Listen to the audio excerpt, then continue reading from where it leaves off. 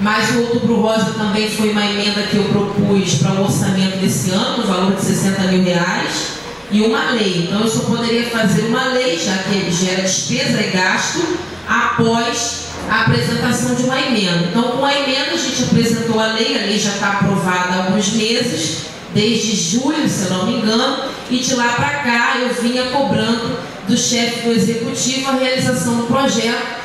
Eu tive a notícia na semana passada de que vai se realizar e que essa emenda que eu propus, através do aparelho de ultrassonografia que o município adquiriu, que o município comprou, vai se colocar ou no hospital ou na policlínica e vai se fazer, vereadores, os exames que estão parados. Existem cerca de 440 exames de mamografia na secretaria, dependendo, de prestação de serviço. Então, que essa verba seja para fazer esses exames que estão parados, alguns há meses.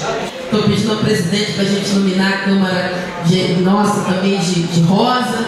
Vamos aderir à campanha também. E vamos trazer os lacinhos para os vereadores também aderirem e estarem com laço rosa de conscientização.